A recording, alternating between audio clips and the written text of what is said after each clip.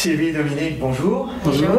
Alors, tout est parti d'un post de Sylvie sur LinkedIn.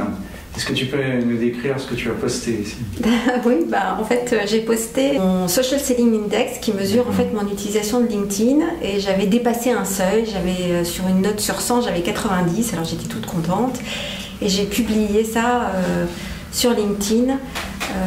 Finalement pour montrer que c'était pas très compliqué finalement pour y arriver.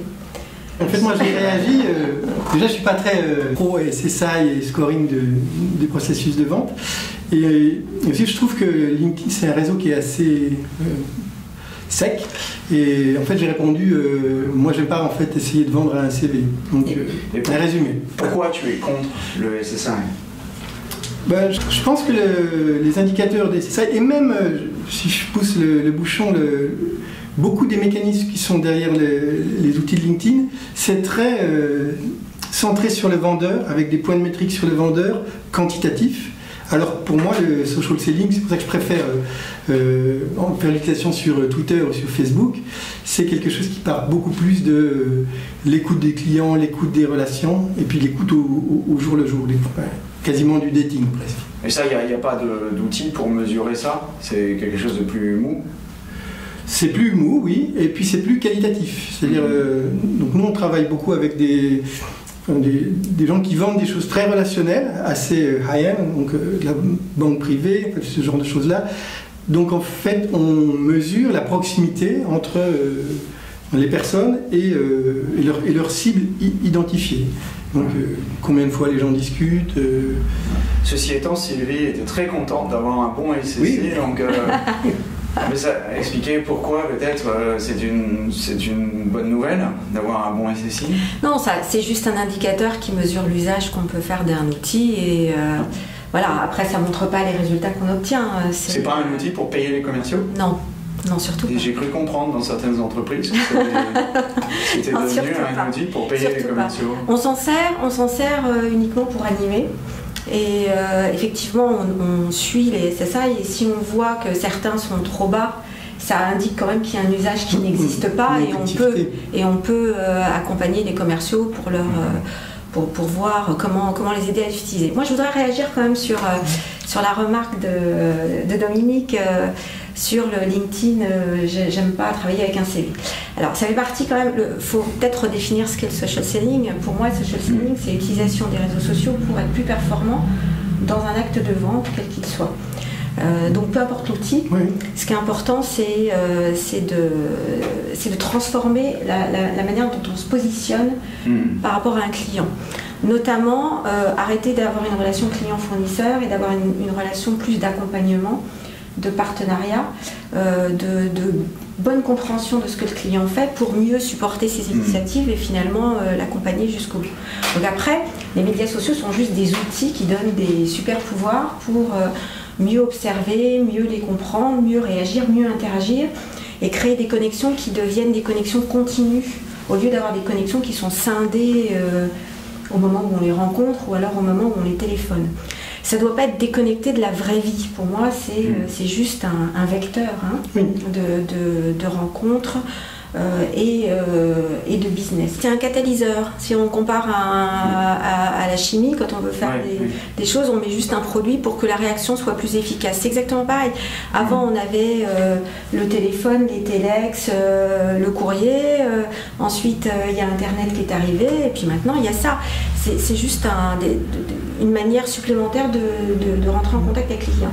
Donc dans cette transformation, pour moi, c'est une éducation des commerciaux à se comporter différemment, notamment à mettre beaucoup plus le client au centre de la relation. C'est-à-dire, déjà, je leur commence par leur dire « taisez-vous, écoutez ce que le client vous raconte ». Alors, ce qu'il raconte sur les réseaux, ce qu'il raconte dans les médias, ce qu'il raconte n'importe où, et réagissez par rapport à ça. Utilisez votre réseau. Alors on peut utiliser un réseau qu'on a dans la ville, on peut utiliser aussi un réseau sur les réseaux sociaux. Donc c'est juste un moyen supplémentaire de mieux communiquer avec ses clients. Et dans ce cadre-là, LinkedIn doit se transformer parce que quand on parle d'utilisation des réseaux sociaux, on parle aussi de branding, on parle aussi de créer sa marque, de se mettre en vitrine en quelque sorte pour montrer qui on est personnellement et professionnellement. Et donc on leur montre aussi sur LinkedIn comment partager, comment créer cette marque.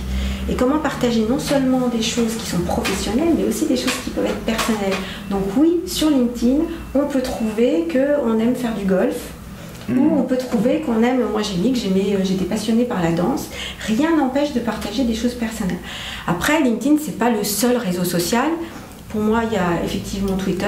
Dans certains pays, moi je travaille pour l'Europe, dans certains pays, ils utilisent beaucoup plus Xing, donc on ne va pas les forcer à utiliser Et de toute façon, ce n'est pas le commercial qui décide, c'est les clients qui décident. Moi, je leur dis d'aller là où leurs clients sont. Donc, pour moi, là où LinkedIn est un peu court, c'est déjà LinkedIn, c'est un réseau caché. C'est-à-dire, il est impossible de voir le réseau. Ou alors, il faut payer. Et puis, en fait, on paye pour voir le niveau suivant. Et donc, pour moi, le social selling, ça transforme l'acte de vente, mais ça transforme aussi avant. C'est-à-dire la segmentation, la compréhension, la découverte d'un groupe de prospects qui ont les mêmes besoins. Donc, toute cette partie-là, c'est une base de données, quoi. Donc on met 3 critères et on ne va pas forcément se rendre compte que ces gens-là qui sont directeurs achats en Suisse dans une entreprise A ou B, en fait, c'est des amis, des gens qui font un job différent à Londres et ça constitue un marché. Donc en fait, et puis ensuite... Comment tu vois ça ailleurs ? Dans Twitter, on voit ça. Dans Twitter, on voit le réseau. Dans Twitter, si on capture qui cause avec qui, de quoi les gens parlent, Twitter Twitter vend ses données. Et donc on est capable de dire, voilà tous les gens qui sont intéressés par... tous les gens riches du 14e arrondissement, et on est capable de voir, ce groupe de personnes, ils discutent ensemble, ils vont dans les mêmes restaurants, ils vont dans les mêmes salles de gym, ils ont visiblement quelque chose en commun, on peut analyser ce qu'ils disent et dire, c'est un marché. Ensuite, moi ce que je trouve, bon là c'est plus peut-être du détail, mais les gens dans LinkedIn parlent quand même peu. C'est-à-dire, quand le prospect dans Twitter, il est tous les jours, plusieurs fois par jour. Et on peut aussi l'aborder sur tout un tas de sujets. Il parle de sa vie personnelle, on sait où il va. Quelqu'un qui est professionnel, il va à un événement, il le mentionne. Donc il mentionne qu'il va à l'événement, on peut choisir d'aller à l'événement, on peut lui demander ce qu'il va faire à cet événement, si c'est intéressant pour nous d'y aller, on peut lui demander ses slides, on peut lui demander s'il fait le même événement dans 2 semaines, dans 3 semaines. Ce que je veux dire, c'est que la communication est beaucoup plus fluide. Dans LinkedIn, on n'a pas ça en fait. Il y a peu de gens qui publient tous les jours. Il y a peu de gens qui publient tous les mois. Là, on dit ça de Twitter aussi. Non, il y a beaucoup de gens qui publient tous les jours. Et toutes les heures même. Après, c'est une question de cible. C'est une question de cible. Nous, on travaille beaucoup sur les entrepreneurs, les nouveaux affluents, les angels. Donc tous ces gens-là, ils ont une obligation de développer leur marque personnelle. Donc, ils ont l'obligation d'être assez visibles sur du réseau public. Moi je suis assez d'accord. Je pense que le social selling ce n'est pas un choix d'outils. On s'en fiche et s'il y en a un nouveau qui émerge, pour moi par exemple, ça peut presque être un outil de social selling, pourquoi pas un jour. Pokémon Go. Exactement. Donc en fait l'important c'est d'avoir, et c'est ce qu'on dit aux commerciaux nous, dans notre société, c'est il faut avoir un plan de compte, un plan de territoire, il faut avoir des objectifs, il faut savoir ce qu'on veut atteindre. Et ensuite, on va regarder quels sont les éléments sociaux qu'on peut utiliser pour atteindre ces objectifs. Que ce soit LinkedIn, Twitter ou whatever va venir, ça n'a aucune importance. Chaque réseau a son objectif. Effectivement, LinkedIn, c'est énormément de la mise en relation. La grande puissance de LinkedIn, et notamment de Sales Navigator, c'est d'être capable de dire qui est connecté avec qui peut nous présenter, et de pouvoir suivre un certain nombre de gens quand ils publient sur LinkedIn. Après, s'il faut les suivre sur Twitter, on les suit sur Twitter. Si on peut utiliser d'autres outils pour extraire les données et avoir des indicateurs supplémentaires, tant mieux. Mais c'est un ensemble. Et pour moi, c'est juste ça. C'est juste avoir un ensemble qui va permettre de créer ces connexions, d'utiliser ce réseau. Et je ne rentrerai pas dans le débat de ces batailles d'outils parce que moi, j'ai pas d'action chez LinkedIn, j'ai pas d'action chez Twitter. Pour moi, l'important, c'est d'utiliser tout ce qui peut être utile à des commerciaux pour avoir les pouvoirs de Superman, avoir une supervision, avoir des bras et pouvoir toucher un maximum de gens par rapport à ce qu'ils veulent obtenir. Moi, j'aimerais bien revenir sur quelque chose que tu as dit tout à l'heure. Tu as dit qu'il faut transformer la relation entre le client et le fournisseur. Et Et j'ai la sensation qu'il y a beaucoup de commerciaux qui prennent ces outils de social selling comme juste un moyen de casser les pieds à des clients plus vite. Il faut... Pardon.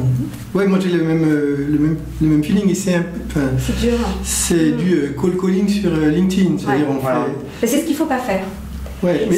C'est là où la formation est importante. C'est-à-dire que l'accompagnement et la formation, et c'est la bataille de tous les jours, de surtout leur montrer qu'il ne faut pas faire de spam, qu'il ne faut pas les harceler. Hier encore, j'étais avec 2 business devs qui me disent voilà, on a envoyé tant de messages, tant d'emails à cette cible et personne ne répond. Je dis, évidemment, personne ne répond parce que tes messages, ils ne sont pas personnalisés.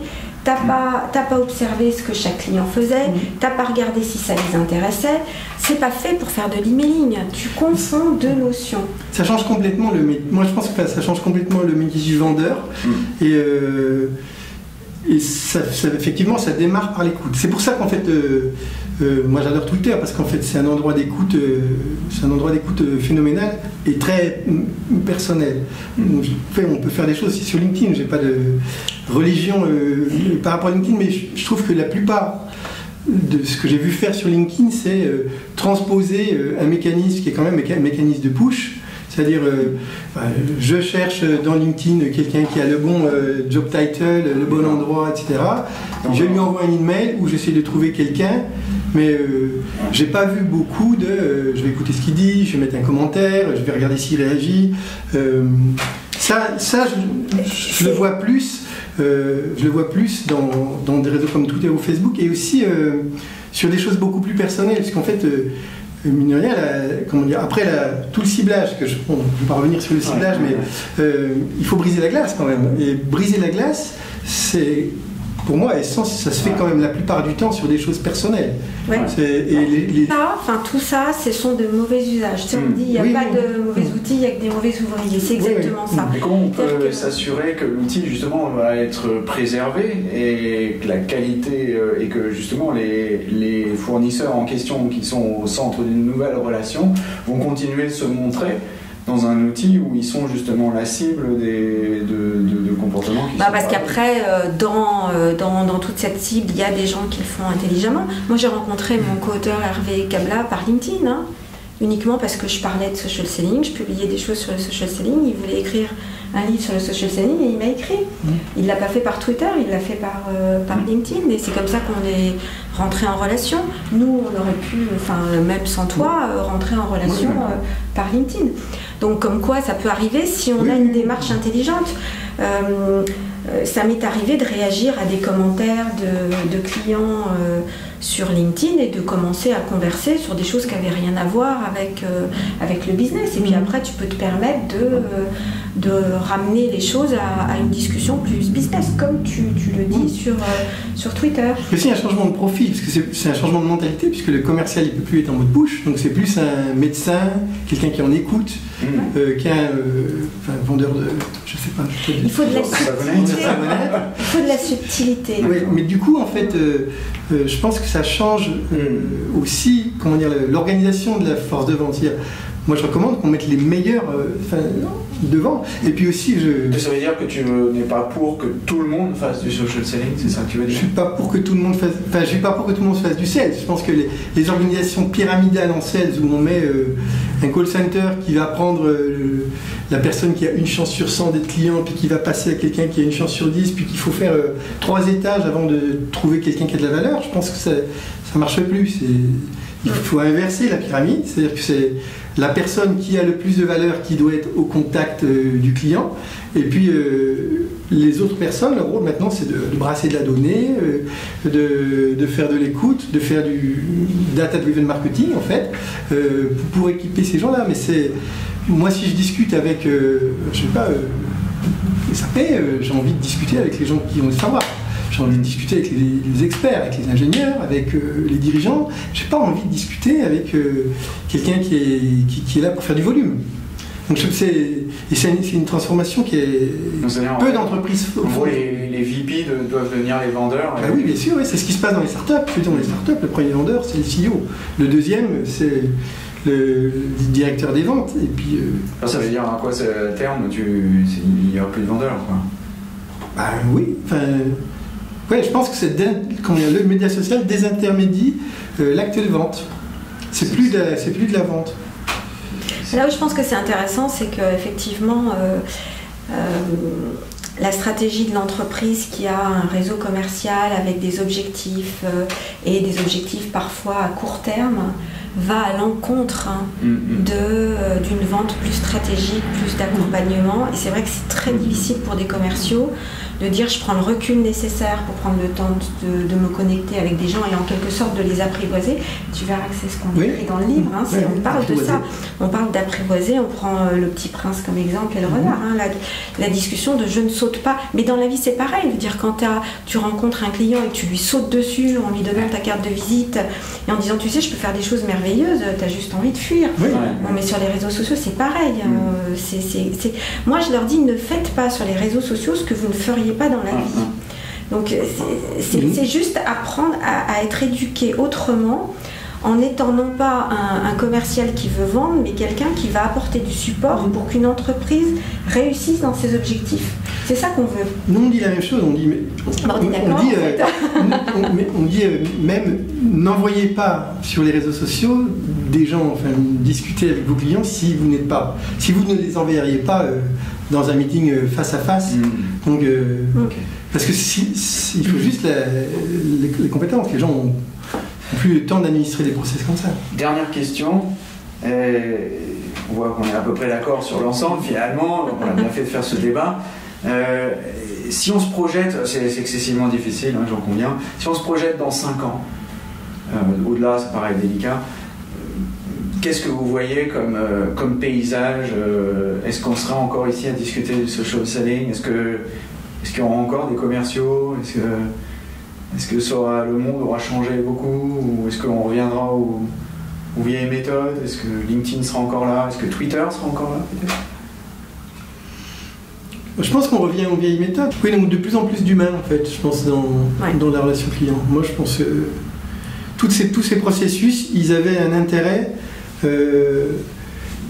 quand on avait finalement peu de possibilités de toucher les gens en direct et d'avoir de l'information sur eux en direct.